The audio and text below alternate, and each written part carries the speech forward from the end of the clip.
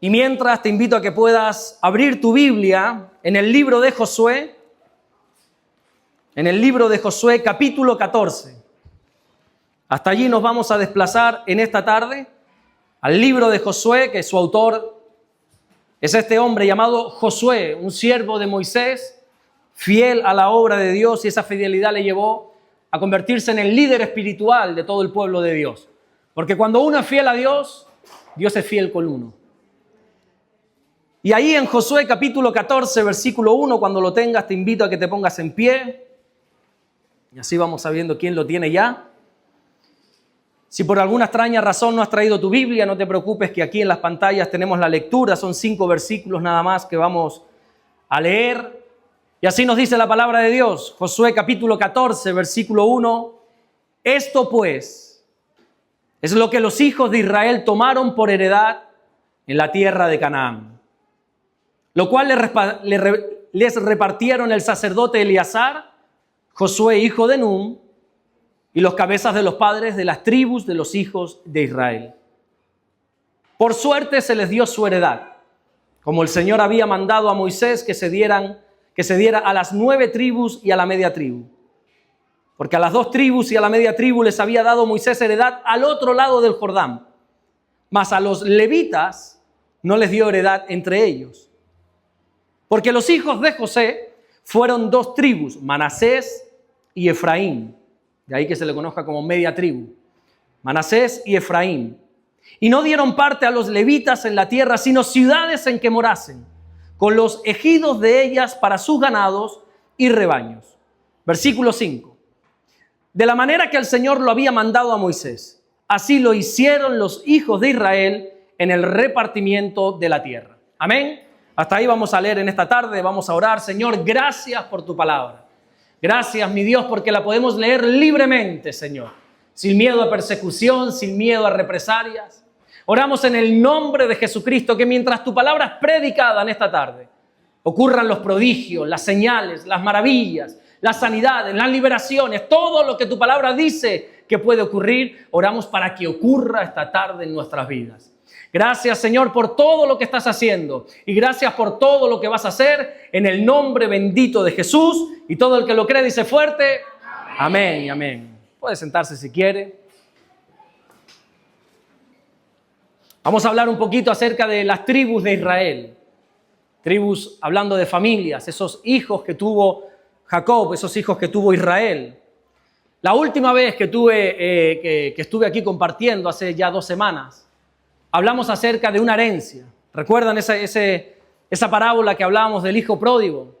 Como un hijo le pedía a su padre la herencia. Un hijo saltándose todo el protocolo, toda la educación posible.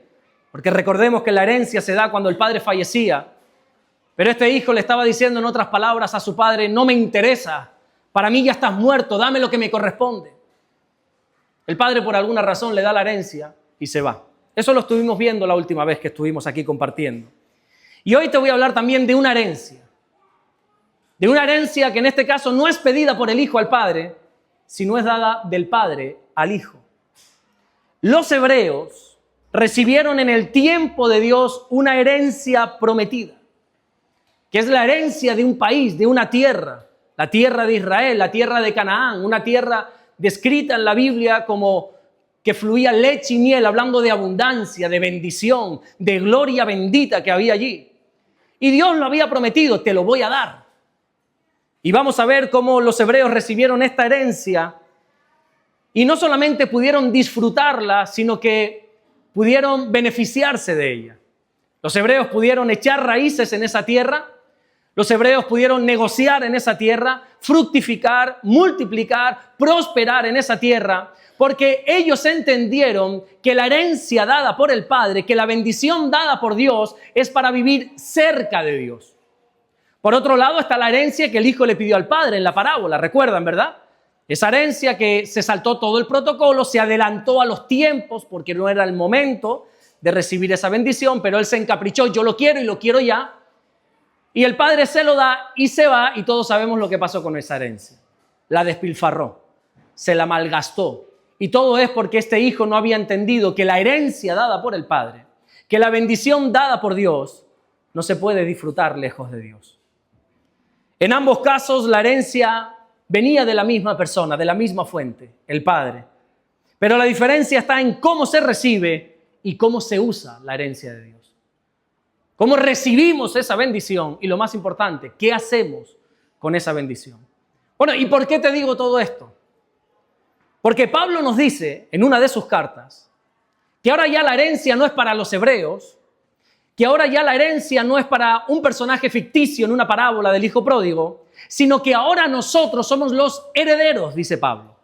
En Romanos capítulo 8, versículo 16, Pablo dice, el Espíritu mismo da testimonio a nuestro espíritu de que somos hijos de Dios. Y continúa diciendo, si somos hijos, también entonces somos herederos. Es decir, ahora somos nosotros los que estamos recibiendo esa herencia por parte de Dios. La herencia de Dios, la bendición de Dios, no solamente hay que recibirla, sino sobre todas las cosas hay que saber usarla. ¿Sabes que hay gente, hay casos, ejemplos en la Biblia de personas que no supieron manejar la bendición de Dios? Hay un pastor llamado Matthew Henry, pastor y maestro, hace siglos que él vivió, comentario buenísimo que él tiene, que él habla, tiene un título, una enseñanza muy buena, que es el peligro de la bendición. De cómo cuando somos bendecidos por Dios, corremos el peligro de apartarnos de Dios. Hay un peligro en la bendición. Si no sabemos manejarla, si no entendemos que la bendición de Dios es para acercarnos a Él, hay un peligro en cada bendición. Y hay ejemplos en la Biblia de personas que no supieron vivir en la libertad, vivir en la herencia, vivir en la bendición de Dios. Tenemos el caso de Esaú. Esaú fue un primogénito.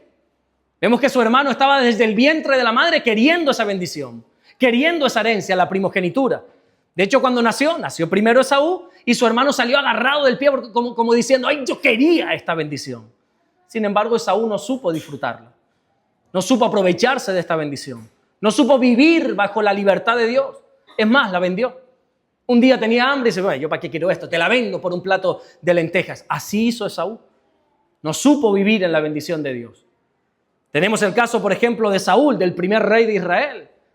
Dios lo unge como rey, ¿verdad? Pero él no sabe vivir en esta bendición. Se le subieron los humos, podríamos decir. Se le subió el orgullo, el ego a Saúl. Y entonces llegó un momento que Dios dijo, mira, por cuanto tú has desechado la palabra de Dios, yo te voy a desechar para que no seas rey. No has sabido manejar mi bendición. Te has aprovechado de ella para tu bien y no para bendecir a los demás. Hay más casos también. Tenemos el caso del hombre más sabio de la tierra después de nuestro Señor Jesucristo. ¿Quién fue? Salomón. Aquella preciosa oración, ¿verdad? Que todos en algún momento hemos hecho queriendo imitar a Salomón. Señor, dame sabiduría. Dame sabiduría. Por alguna razón Dios le dio sabiduría, más que a todas las personas. Oye, y por un tiempo supo vivir con esta bendición, con esta herencia de ser la persona más sabia. Amplió la conquista de su tierra, de su país, hizo buenos negocios. Pero vemos que al final de sus días, ¿cómo acabó Salomón? Perdido, ¿verdad?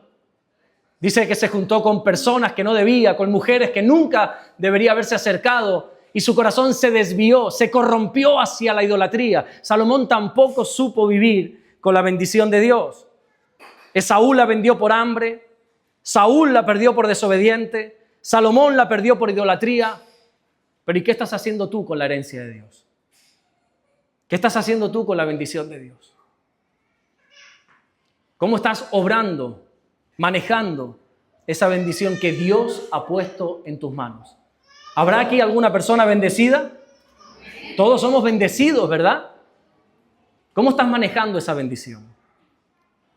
El libro de Josué nos narra la entrada de los hebreos en la tierra prometida después de la muerte de Moisés. Bajo el liderazgo de este hombre, de Josué, el pueblo cruza el Jordán, después de haber estado 40 años vagando por el desierto. ¿Recuerdan esa historia cuando son libres después de 4 siglos de esclavitud en los egipcios? El pueblo sale en libertad, están 40 años, guiados también por Moisés. Moisés muere, no puede entrar en la tierra prometida por alguna circunstancia, y Josué toma el relevo. Josué se pone al frente, espiritualmente hablando, del pueblo de Israel. Cruzan el Jordán y empiezan a conquistar esa tierra prometida, la tierra de Canaán. ¿Cuál fue el primer lugar que conquistaron? ¿Recuerdan? Un lugar que tenía unas murallas altísimas. Jericó, ¿verdad? Ellos llegan. Recuerda que para ese momento no era ningún ejército el pueblo de Dios, eran unas cuantas personas recién salidas de la esclavitud, con mente de esclavitud, con mente de que a la primera de cambio querían volver atrás y de repente se encuentran frente a unas murallas inquebrantables. Estaban frente a una de las murallas más seguras de aquel entonces. Y ellos decían, bueno, ¿y cómo vamos a destruir esto? Y Dios de repente le pide una de esas locuras que a veces Dios pide y le dice al pueblo, mire, aquí no se trata de sus fuerzas, no se angustien. Aquí no se trata de que ustedes batallen e intenten con sus propias manos derribar las murallas, sino comiencen a dar vueltas. Por alguna razón el pueblo obedeció a esta locura de Dios y dieron una vuelta a todas las murallas de Jericó. Lo que pasa es que no sucedió nada. Al día siguiente Dios le dice lo mismo, da una vuelta y da una vuelta. Y al día siguiente y al otro y al otro y así 7 días. Y en el 7º día Dios le dice, hoy no vas a dar una, hoy vas a dar 7 vueltas. Y en la última vuelta todos los sacerdotes van a tocar el son de bocina, van a tocar el shofar, la trompeta. Y cuando suene esas trompetas, todos a una van a gritar. Y bueno, y uno al final tiene que obedecer a Dios, diga lo que diga. Y así dieron esas 7 vueltas, tocaron las bocinas y con ese grito, dice la Biblia, que se derrumbaron las murallas de Jericó. Fue la primera conquista. Parece como que dijeron, nadie nos va a parar, somos imparables, dijeron ellos. Así que la siguiente ciudad a conquistar era una ciudad chiquitita llamada Ai. Imagínate si es chiquitita, que el nombre era Ai. Y Josué se equivoca, mete la pata, porque los hombres de Dios también se equivocan.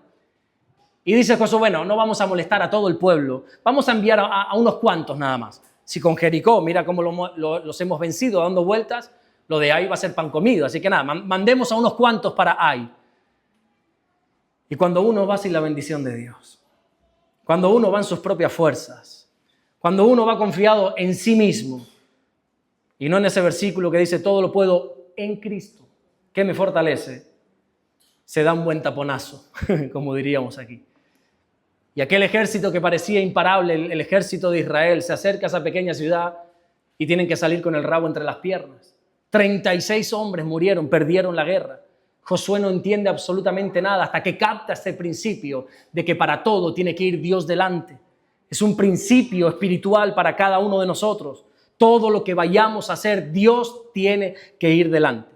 Así siguen conquistando cada ciudad que se enfrentan, las ciudades del norte, las ciudades del sur, hasta que Dios cumple su promesa de entregarles en heredad, en propiedad, toda la tierra, todo el país. Esa promesa que Dios le da a Abraham en Génesis 12:7, y apareció el Señor a Abraham y le dijo, a tu descendencia daré esta tierra. Y se la dio, vaya que sí se la dio. No es que les permitiese vivir, no, es que se las dio en heredad. Esto es tuyo a partir de ahora, dice Dios. Así que Josué, una vez está ahí, estudia la tierra, hectáreas, inmensa, grandísimo ese lugar. Dice, bueno, ¿y cómo repartimos esto? Había un mandato de Dios.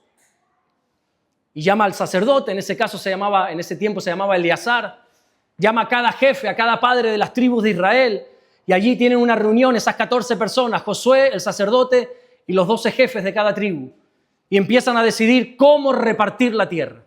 A ti te pertenece esto, le dicen a Rubén. A Gad le dice, a ti te pertenece esta tierra, es tuya, haz con ella lo que quieras.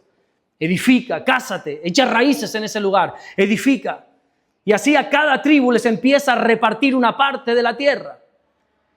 Y yo me pregunto, oye, ¿y por qué Dios repartió en heredad esta tierra? Porque podría simplemente haberles dejado vivir. Bueno, vivan ahí. Pero no, se las dio en propiedad. Les podría haber dejado vivir ahí simplemente, pero se las entregó en posesión. Aquellos que hace 40 años atrás eran esclavos, ahora son los dueños de un país. Imagínate, qué tremendo, ¿no? Esa mentalidad de esclavos, ellos no lograban entender que ahora eran dueños, propietarios de una tierra. Y yo creo que el propósito de Dios no era sacar simplemente de la esclavitud a Israel, no era simplemente darles libertad, sino que Dios tenía un propósito mucho mayor con ellos. Y es que algunos tienen la visión tan pobre de Dios que piensan que el único propósito que Dios tiene para sus vidas es liberarles de Egipto. Y así se pasan la vida. Dios un día me liberó. Oye, qué bueno, gloria a Dios. Y cuentan el mismo testimonio, pasan 60 años y siguen contando lo mismo. A mí Dios, cuando yo me encontré con Él, me liberó de lo que quiera que sea. del alcohol, de las drogas, de los vicios, de lo que quiera que sea. Y qué bueno, ¿y qué más? No, Dios me liberó de eso. Qué bueno, pero mira, eso fue hace 20 años ya. ¿Qué más ha hecho Dios contigo? Pero algunos quieren minimizar la obra de Dios a que simplemente nos ha sacado de Egipto. Oye, y gloria a Dios por eso. Pero la Biblia dice en 1 Corintios 2:9 que cosas que ojo no vio, ni oído yo, ni han subido en corazón de hombre, son las que Dios ha preparado para los que le aman. Hermano mío, hay muchas cosas que Dios quiere entregarnos. Salir de Egipto solo es el primer paso de un camino que nos tiene que llevar a esa vida abundante que Jesús ha prometido. Así que no te quedes simplemente diciendo, Dios me liberó. Oye, qué bueno, pero sigue avanzando. Hay una tierra en tu vida que tienes que conquistar. Pero yo pregunto ahora.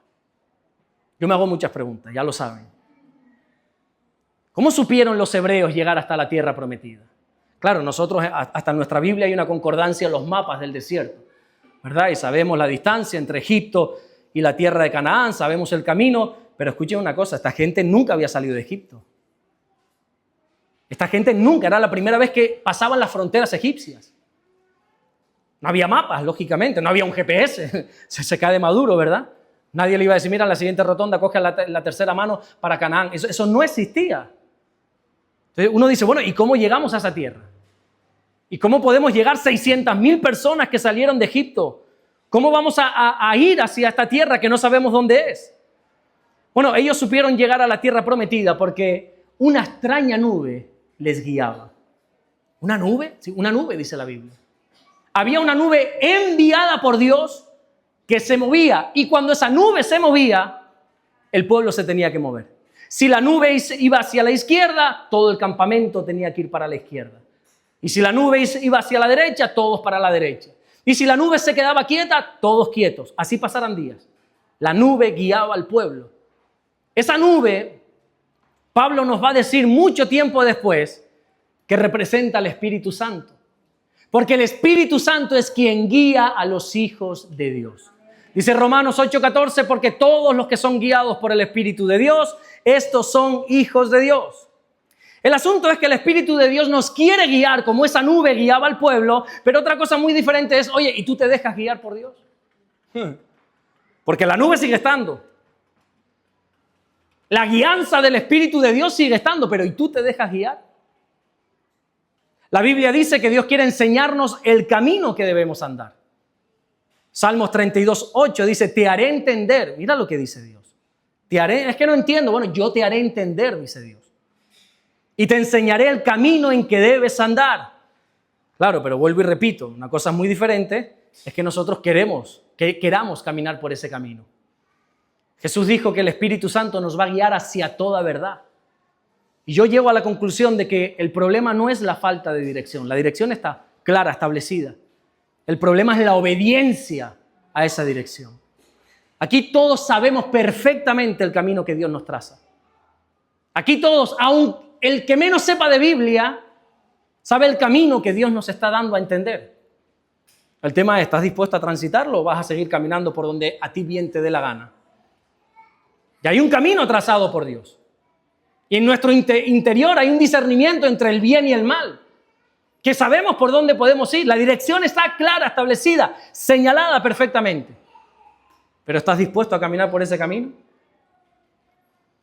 Mira, cuando los religiosos prenden a un hombre llamado Esteban, ¿recuerdas de ese hombre, Esteban? Esteban, una cualidad grandísima de este hombre, fue el primer mártir de la iglesia, el primero que estuvo dispuesto a morir, no a matar, a morir en el nombre de Jesús. Los cristianos no matamos por nuestro Dios. Los cristianos morimos por nuestro Dios. Que hay una diferencia con otros abismal. No matamos. Morimos. Estamos dispuestos a morir por nuestro Dios. Y ahí está un hombre llamado Esteban que dice la Biblia tres cualidades de él, lleno de sabiduría, lleno del Espíritu Santo y tenía buen testimonio. Así dice la Biblia. Este hombre tenía fuego, pasión, ardor por servir al Señor. Y en aquel entonces que la iglesia estaba arrancando, estaba comenzando, no se sabía muy bien todavía los lugares, y los apóstoles le dicen, bueno, pues ponte a servir las mesas, no sé, haz algo, ponte a servir las mesas. Así que Esteban es contado entre los 7 primeros diáconos de la iglesia. Pero mientras servía las mesas, dice la Biblia que a través de Esteban ocurrían señales, prodigios, maravillas, milagros. Y los religiosos, los judíos, los religiosos, fariseos, escribas, saduceos de aquella época, le cogieron como envidia a este hombre, a Esteban. Aquellos que presumían de conocer a Dios, aquellos que presumían de guiar su vida en base a lo que dice la palabra de Dios, le cogen envidia a este hombre. Así que lo apresan. Lo apresan era que lo iban a matar. Y Esteban lo sabía, lo tenía clarísimo. Esteban sabe que cuando cae en manos de estos, lo van a matar. De hecho, ya casi todos tenían piedras en sus manos. Y en Hechos capítulo 7 hay una predicación de las mejores que sale en toda la Biblia, que es la predicación de Esteban, que le predica el evangelio a estos religiosos. Una predicación donde él, sabiendo que va a morir, no usa sus palabras, sus últimos minutos para pedir clemencia. Él no trata de convencerles, por favor no me maten. Él sabe que va a morir, él sabe que está a punto de pronunciar sus últimas palabras, así que les predica el evangelio. Y les dice, a ese que ustedes están negando, ese es el Mesías. Y les predica el evangelio a los religiosos. Pero les dice algo muy interesante a esos que decían conocer a Dios. En Hechos 7:51, Esteban dijo, vosotros resistís siempre al Espíritu Santo. Los religiosos, los que decían conocer a Dios, Esteban le dice, sí, todo lo que tú digas, pero lo estás resistiendo al Espíritu Santo. Sabes el camino a tomar, pero lo estás resistiendo, le dijo Esteban. Ustedes saben perfectamente lo que Dios demanda de ustedes, les dijo, pero siguen resistiendo al Espíritu Santo. Y así sucede también a día de hoy, ¿verdad?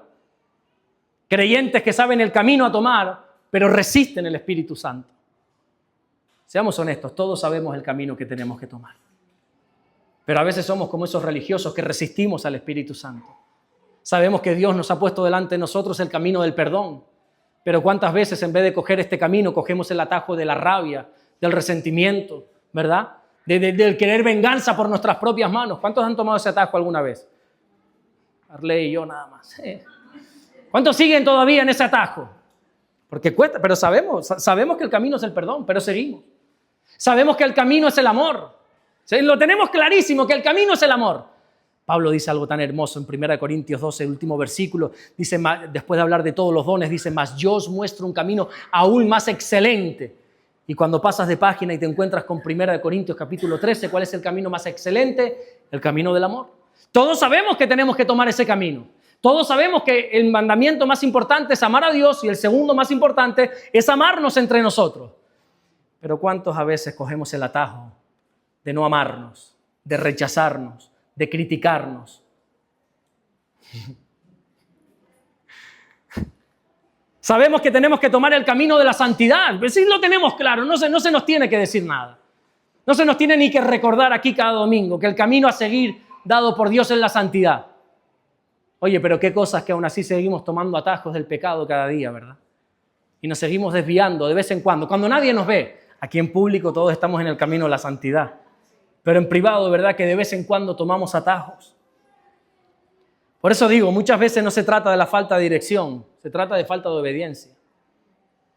Los que llegaron a la tierra prometida fueron los que permanecieron obedientes a la nube, al Espíritu Santo. Guiaba y ellos se movían. En Números 9:17 dice la Biblia que cuando se alzaba la nube del tabernáculo, los hijos de Israel partían. Y en el lugar donde la nube se paraba, allí acampaban los hijos de Israel. Nadie ponía en duda que detrás de esa nube era Dios. Ellos tenían claro que aquí no se trata aunque escuchemos la voz de Moisés, aquí no se trata de Moisés guiando a un pueblo. Ni siquiera después Josué cuando toma las riendas. Ellos tenían claro que era Dios quien estaba guiando sus vidas. Por eso te pregunto yo, oye, ¿y quién está guiando tu vida? A día de hoy, ¿quién está guiando tu vida? ¿Es Dios? ¿Son tus emociones? ¿Quién está guiando tu vida? Ahora sí, una vez llegan y conquistan Canaán, ahí empiezan a repartirse la tierra, ¿verdad? Como el botín de guerra. Cuando aquellos conquistaban en una guerra y cogían el oro, se lo repartían, esto para mí, como alimañas, ¿no? Cuando todo el pueblo de Dios llega a esa tierra, empiezan a repartirse por heredad. Pero hay algo muy curioso en este repartimiento. Cada tribu recibe grandes territorios en posesión. Grandísimos territorios. 2,5 tribus a un lado del Jordán, 9,5 tribus a otro lado del Jordán. Pero sucede algo extraño en este repartimiento. Parece que Josué se ha olvidado de algo. Parece que ese olvido de Josué también es un olvido del sacerdote Eleazar y de los jefes de todas las tribus, porque hay una tribu que se queda sin nada. Hay una tribu que no recibe nada, ni un centímetro de tierra. Miles de hectáreas para cada tribu, pero una se queda sin nada. Dice la Biblia en Josué capítulo 13, versículo 33, mas a la tribu de Leví no dio Moisés heredad. Bueno, y a priori pudiera parecer una injusticia, porque si leemos la historia, los levitas, la tribu de Leví siempre estuvo ahí también. Bueno, ¿y por qué a ellos no le dieron? Porque todas las tribus recibieron, pero ellos no. Yo sé que tú sabes la respuesta porque sabes mucho de Biblia. ¿Qué fue lo que recibieron los levitas? ¿Qué fue lo que recibieron? Yo sé que tú lo sabes, dilo, no tengas miedo. ¿Qué recibieron? Diego, ¿qué recibieron los levitas? A Dios por herencia. Muy bien, dice la Biblia en Números 18:20, y el Señor dijo a Aarón, de la tierra de ellos no tendrás heredad, ni entre ellos tendrás parte, yo soy tu parte. Como dice nuestro hermano Diego, yo soy tu heredad, el medio de los hijos de Israel. La heredad, la bendición a los levitas fue Dios. Pero seamos honestos. Qué bonito suena eso. Pero imagínate que aquí se nos ponen a repartir cosas a cada uno de nosotros, ¿verdad? Imagínate que yo empiezo aquí a repartir, Carmen Zapata, mira, a ti te pertenece este coche y esta casa es para ti, no firmes nada porque ya está tu nombre, Yatz, amén, dice. Es como uno sabe lo que tiene que decir. Yatzari, esto te pertenece a ti. Y te doy tierras, te doy casas, te doy todo. Y así empiezo uno a uno a todos. Pero, José, cuando llego a ti te digo, y a ti todos ya están ya con riqueza, y a ti te doy el privilegio de servir en la iglesia. Que sí, que suena muy bonito, pero oye, este se ha llevado las manos llenas. Y yo aquí me he quedado que sí, que voy a servir. Encima me pones un trabajo, no me das nada y me pones un trabajo. Qué cosas, ¿no? Suena muy bonito, pero así fue como es. Yo no sé, los levitas como diciendo, ya me toca. Reparten a uno, a otro, a Manasés y Efraín, que ni siquiera eran hijos legítimos, directos de Israel. Eran hijos de José y le dan tierra, y grandísimas tierras, a Efraín y Manasés. Y los levitas ya cuando se cierra el libro, ¿verdad? De esa herencia, y a mí, no, tú sirve al Señor. Suena un poco raro, pero ¿tú crees que Dios se equivoca? Un día entenderemos que el mayor privilegio que podamos tener aquí en la tierra es servir al Dios de los cielos. Yo sé que hoy no lo tenemos claro y decimos amén porque la frase suena muy bonita. Y creo que eso lo vamos a entender justo en el último instante de nuestra vida, en nuestro lecho de muerte, y podamos analizar toda nuestra vida. Allí vamos a entender que el mayor privilegio que podemos tener aquí en la tierra es servir al Dios de los cielos. Y algunos han podido hacer riquezas, como todas las demás tribus, pero Leví fue inmensamente bendecida por Dios, porque su herencia fue el Señor mismo. Pero ¿y por qué Dios escogió a los levitas para el servicio? ¿Por qué no a la tribu a la tribu de Simeón? O a otra tribu cualquiera, a la tribu de Judá, imagínate, de ahí viene el Señor. ¿Por qué escogieron a los levitas? Bueno, Dios escogió la tribu de Leví, porque la tribu de Leví escogió a Dios. Cuando Moisés está en el Sinaí y Dios le llama a una cita divina arriba en la montaña, dice, sube que tengo que hablar contigo. La Biblia dice que Moisés sube. Una conversación muy interesante arriba con Dios, 40 días y 40 noches en la presencia de Dios. Se pegó un buen tiempo Moisés allí. Era tanta la presencia de Dios que su rostro resplandecía. Allí en ese monte ocurre algo tan bonito porque Dios les hace saber, primeramente a Moisés y luego al pueblo, que ellos van a ser los escogidos para portar la palabra. Ellos van a ser los portadores de la ley de Dios. Y dice la Biblia que el mismo dedo de Dios escribe, que eso es una metáfora, escribe en las rocas, en la tabla, lo que nosotros vamos a conocer como los 10 mandamientos. Y cuando se acaba ese tiempo con Dios, cuando se acaba esa cita divina en el Sinaí, yo me imagino a Moisés gozoso descendiendo por las faldas del Sinaí, queriendo llegar rápidamente a las multitudes para decirles, hemos sido bendecidos por Dios, Dios nos ha encomendado su palabra.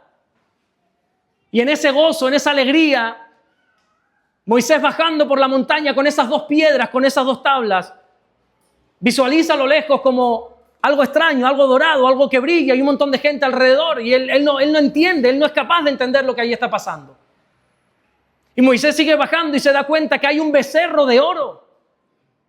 El mismo oro que Dios les dio a los hebreos cuando salieron de Egipto, los hebreos lo habían fundido y se habían hecho una imagen de oro. Y estaban adorando un becerro. Qué ridículo, ¿no? Adorando una imagen. Qué ridículo. Moisés, yo me siento tan identificado con Moisés. Yo creo que se quedó corto. Dice la Biblia que Moisés en un enfado cogió las piedras y las tiró al suelo y las rompió. Y qué bueno, menos mal que rompió esas piedras, porque si no las hubiésemos adorado, hubiésemos caído en idolatría con esas piedras. Moisés se enfadó y dijo, ¿pero qué está pasando aquí? Y hace una pregunta que va a dividir al pueblo. Moisés, cansado ya de la obstinación de este pueblo, que no entiende que Dios les está bendiciendo y quieren seguir sus vidas alejados de Dios, Moisés se pone frente a todos y les dice, vamos a hacer una cosa. Quien se quiera tomar las cosas de Dios en serio, que se junte conmigo. Y los que no, que no. Los que no quieren tomarse las cosas de Dios en serio, que no se junten. Dice la Biblia en Éxodo 32, 26, ¿quién está por el Señor? Júntese conmigo. Y en vez de juntarse todas las tribus, todos los hijos de Dios, dice la Biblia que solo la tribu de Leví, por alguna razón que no comprendo, solo la tribu de Leví fue la que se tomaron las cosas de Dios en serio. Los demás parece que todavía seguían con su mentalidad en Egipto, todavía preferían las comidas de Egipto, todavía pensaban, tenían la mirada en las cosas terrenales, pero los levitas entendieron que sin Dios no son nada. Y ellos dijeron, no, yo quiero tomarme las cosas de Dios en serio.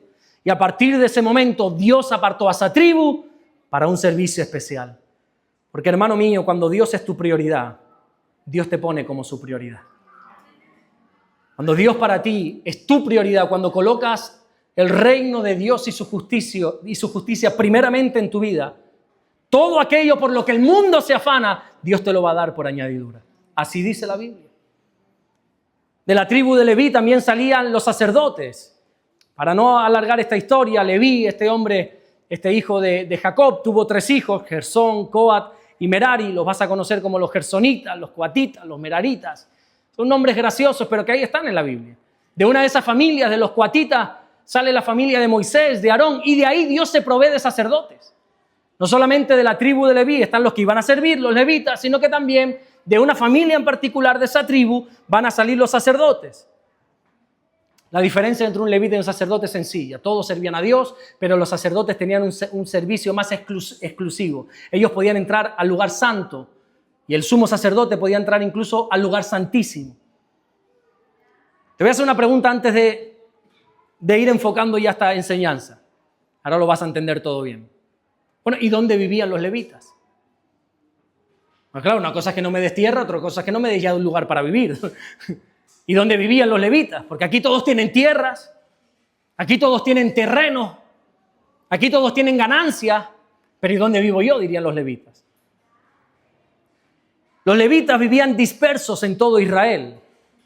Aunque si bien es cierto que no tuvieron una tierra propia como herencia, cada tribu restante tuvo que darle unas ciudades de su herencia, unas ciudades a los levitas.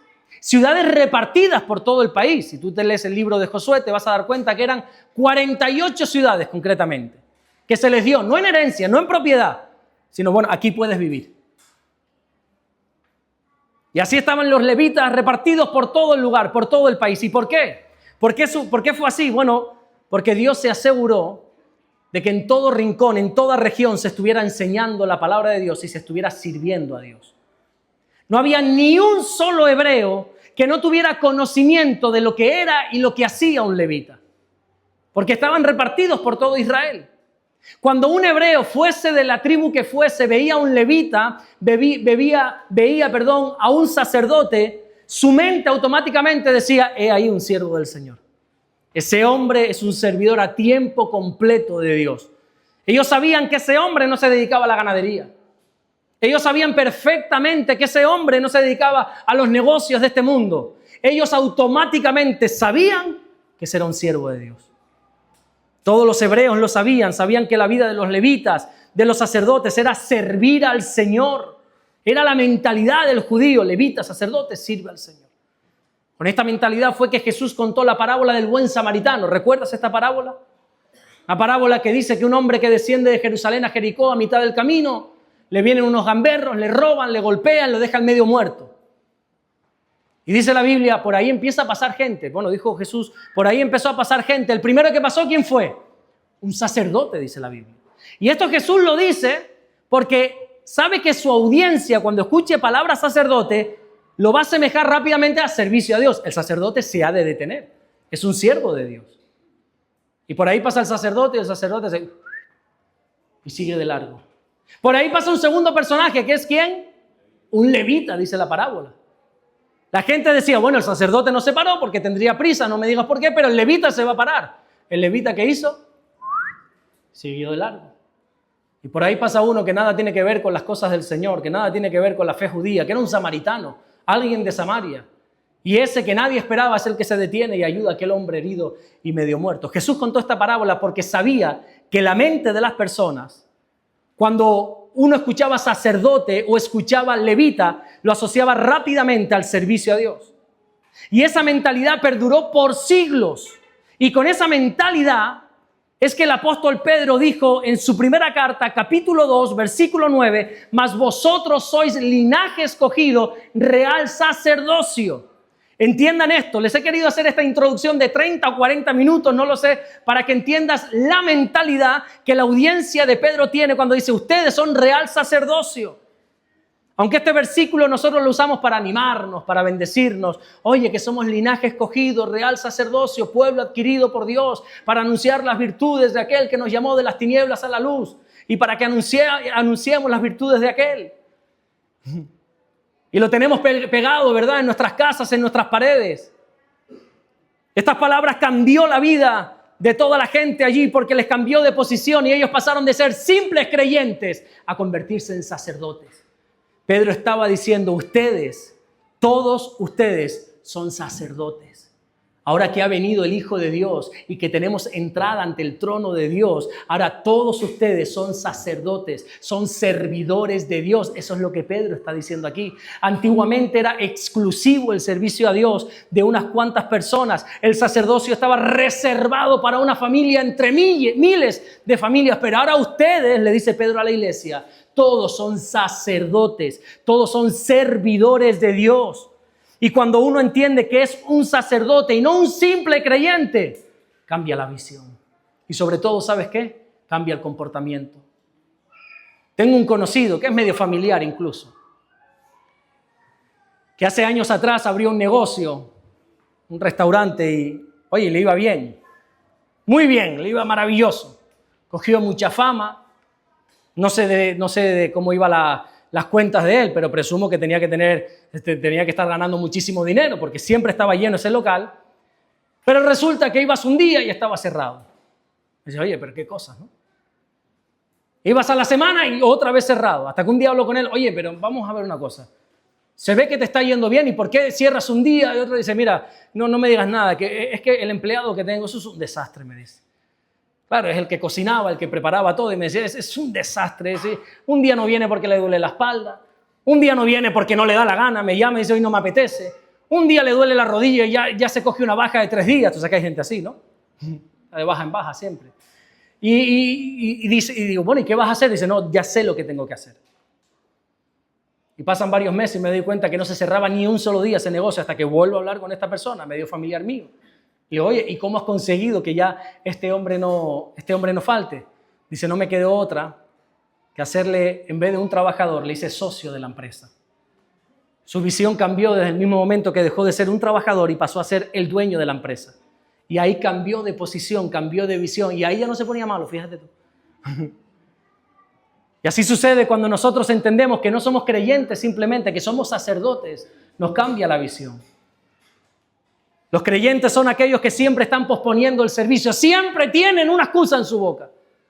El sacerdote prioriza el servicio. El sacerdote siempre hace. El creyente está constantemente pidiendo, el sacerdote siempre está dando. El creyente se sienta para que alguien venga y le lave los pies. El sacerdote siempre está pendiente a dónde puedo ir y qué pies puedo lavar. El creyente busca ser atendido, el sacerdote busca a quién atender. El creyente busca la bendición de Dios, el sacerdote busca a quién bendecir. Cuando nosotros entendemos que no somos simplemente creyentes que reciben, sino que Dios nos ha denominado real sacerdocio, que somos sacerdotes que servimos, la vida cristiana deja de ser pasiva. Deja de ser, perdón por la expresión, dejamos de ser domingueros que venimos a calentar una banca, una silla en la iglesia y empezamos a servir activamente dentro del reino de Dios. Mira, yo tengo clarísimo, la mínima, muy poquita experiencia que tengo,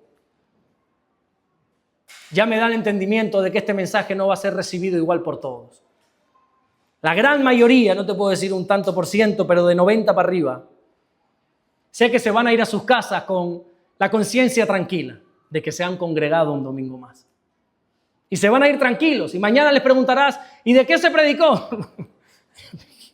Yo fui. Y yo tengo claro eso y está bien, no dejes de venir.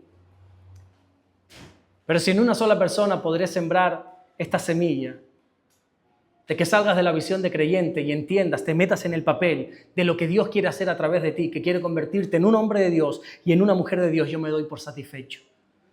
Yo sé que muchos irán, vuelvo y repito, a su casa diciendo, bueno, está bien, alabanza me gustó más, me gustó menos, la predicación, hoy se estuvo aburrida. Pero sé que alguien, si Dios me ha puesto esta palabra en el corazón, sé que alguien tiene que recibir esta palabra. Sé que alguien tiene que entender que no es un simple creyente, que Dios no te ha llamado, Dios no te ha salvado, Dios no te ha redimido simplemente para que vengas aquí los domingos que puedas a escuchar a un tipo tan aburrido como yo, sino que Dios te ha creado como un real sacerdocio, que eres exclusivo para Dios y Dios cuenta contigo siempre y cuando tú cuentes con las cosas del Señor. Aquellos que hacen del servicio su vida son con los que Dios cuenta. En el Antiguo Testamento, cuando había que salir a la guerra, no podían salir todos. Había una edad concreta donde los guerreros podían salir. Era de 20 a 50 años más o menos. Dice Números capítulo 1, versículo 3. De 20 años arriba, todos los que pueden salir a la guerra en Israel, los contaréis tú y Aarón por sus ejércitos. Y es que antes la guerra era física, por lo tanto tenía una edad, pero ahora la guerra es espiritual y no tiene edad. Pero Dios sigue contando con aquellos que salen a la guerra. Con los que se quedan quietos no los condena, pero no puede contar con ellos. ¿Tú sabes por qué Dios contó con un jovencito que no cualificaba ni para el ejército? Un jovencito llamado David. ¿Por qué Dios no usó a otro hombre de 20 años para arriba, sino que usó a un joven llamado David? Porque David estuvo dispuesto a hacer lo que los otros no querían, que era pelear contra el gigante. Por eso Dios pudo contar con él. ¿Por qué Dios escogió y usó a Isaías? Porque cuando Dios dijo, ¿a quién enviaré? Él dijo en Isaías 6:8, envíame a mí, heme aquí, envíame a mí. ¿Por qué Dios usó a un niño llamado Samuel? Mientras había un sacerdote experimentado, avanzado en edad, llamado Elí. ¿Por qué Dios escogió a un niño llamado Samuel? Porque mientras el sacerdote estaba durmiendo, este niño estaba en su habitación orando y diciéndole al Señor, habla Señor, porque tu siervo escucha.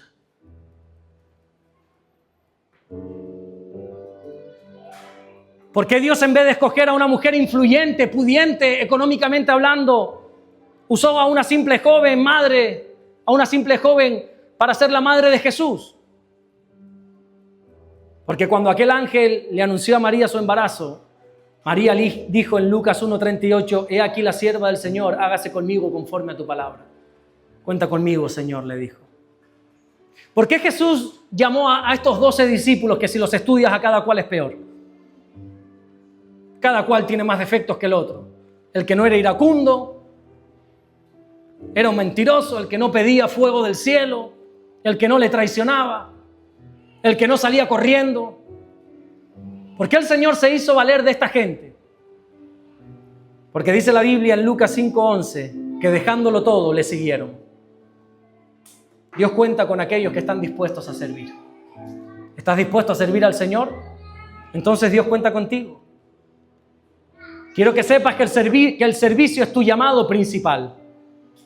Pablo dice en 1 Tesalonicenses 1:9, porque ellos mismos cuentan de nosotros la manera en que nos recibisteis y cómo os convertisteis de los ídolos a Dios para servir al Dios vivo y verdadero. Hermano mío, este es nuestro llamado, servir a Dios. Tú no has sido llamado para venir a la iglesia todos los domingos, que sí, ven. Tú no has sido llamado para reunirte entre semana en un grupo de hogar o donde quiera que sea. Nuestro llamado es servir al Dios vivo y verdadero. Ese es el llamado que Dios nos ha hecho. Y cuando nosotros servimos, estamos pareciéndonos un poquito más a nuestro Señor. Dice Marcos 10:45, porque el Hijo del Hombre no vino para ser servido, sino para servir. Jesús vino para servir y para dar su vida en rescate por muchos. ¿Quieres parecerte a Jesús? Sirve.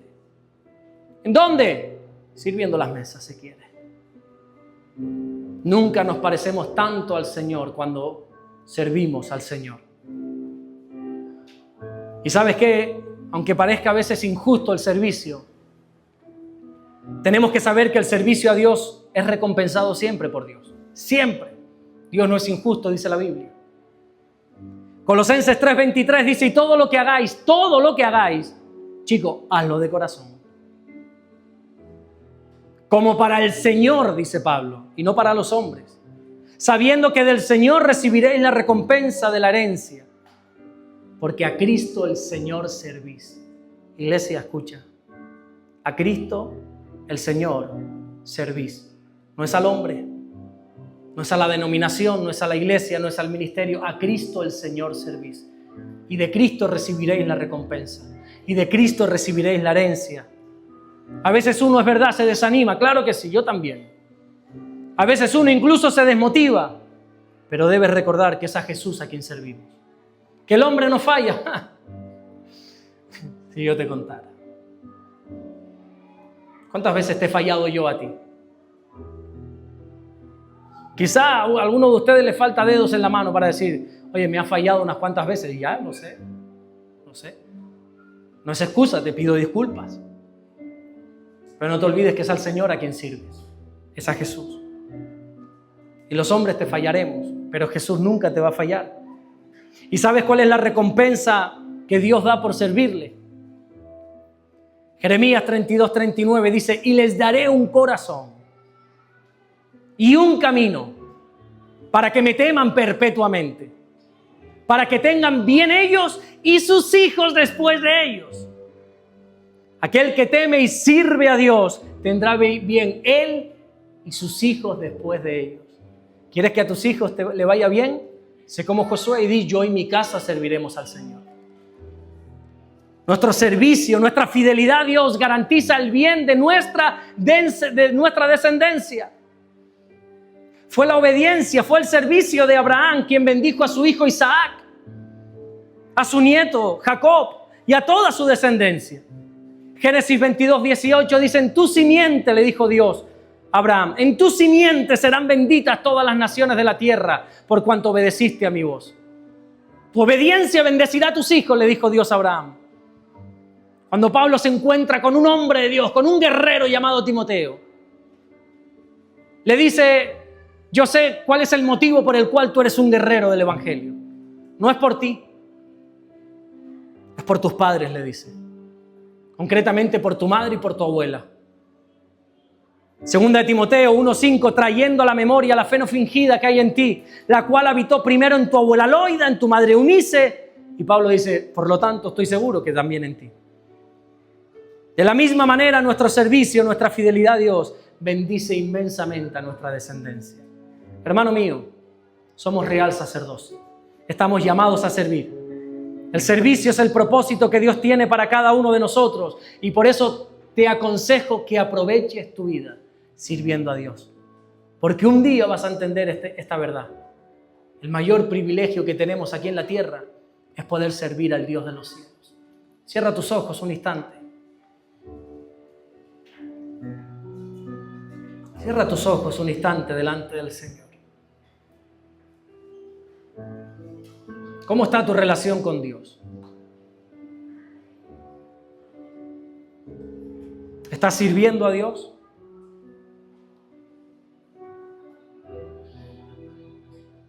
A Cristo tu Señor estás sirviendo, dice la Biblia. Es a Él a quien tenemos que servir y de Él recibiremos la herencia, la recompensa. Estamos llamados a servir, hermano mío. Y no podemos resumir nuestra vida cristiana en venir a la iglesia los domingos, cantar 4 o 5 canciones y hasta la próxima semana. Eso no es el mensaje que la Biblia da. La Biblia dice, vosotros sois real sacerdocio. Eres un sacerdote, eres una persona, eres un hombre, una mujer llamada para servir constante y permanentemente. No desaproveches tu vida. No malgastes tu vida invirtiéndola en este mundo pasajero. Porque el cielo, la tierra pasarán, mas mi palabra nunca pasará, dice la Biblia. Y espero que no sea demasiado tarde para que puedas entender que el mayor privilegio que tenemos es poder servirle. Y Dios te está invitando nuevamente a que le sirvas, a que dediques tu vida por completo a Él, a que te dejes de tanto afán, de tanta preocupación. ¿Qué será de mí? ¿Qué habré de comer? ¿Qué habré de beber? ¿Qué habré de vestir? Ya el Señor lo tiene todo controlado. Simplemente quiere que lo pongas a Él en el centro de tu vida. Que sea tu prioridad, que cuentes con Dios para todo. Y Dios va a contar contigo. Y Dios te va a bendecir grandemente. No he visto una sola persona que no se acerque a Dios y no salga exageradamente bendecido por Dios. Hermano mío, sírvele. Sírvele con todo tu corazón. Sirve a Jesús con todas tus fuerzas. Sirve en la obra de Dios. Esté quien esté al frente de esta obra. Sírvele. Tú eres linaje escogido, real sacerdocio. Sírvele, no me voy a cansar de decírtelo, sírvele. Ese es tu llamado, para eso te convirtió Dios de las tinieblas a la luz, para que le sirvas ahora, para que sirvas a Jesús.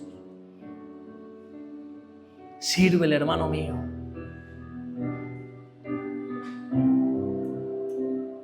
Ponte en pie y vamos a adorarle con esta canción.